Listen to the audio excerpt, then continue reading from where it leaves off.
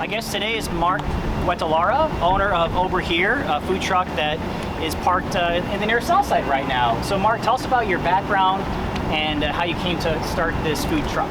Yeah, I used to work for the hotel industry for the longest time. I moved around the country with that. I ended up in Texas, and then COVID happened and shut down the industry really bad.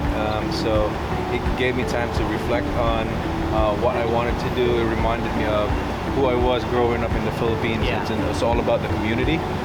So I decided to open this truck because in this area near Southside, my neighborhood in Mistletoe Heights, after 10 o'clock there's really nothing to eat. Okay.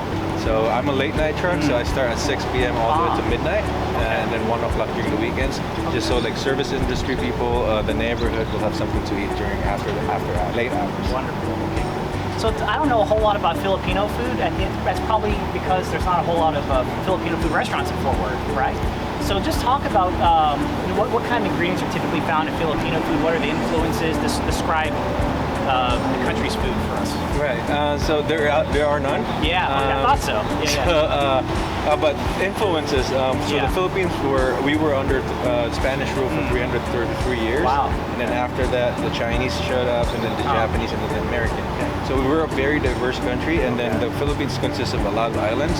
So every island pretty much have a different version of what a dish is. So pretty much everything consists with steamed rice, and that's our main starch in the country. And then our main protein is pork.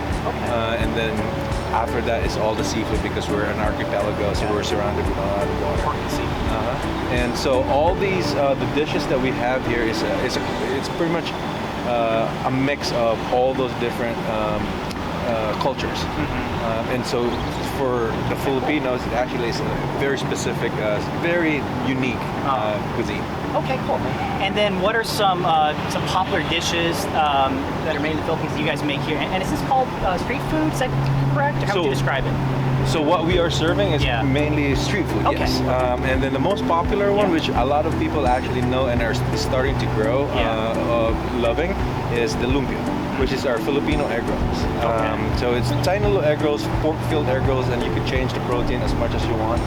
But it's actually it's just such a comforting meal, or like an appetizer, and that's what really brings people to this truck.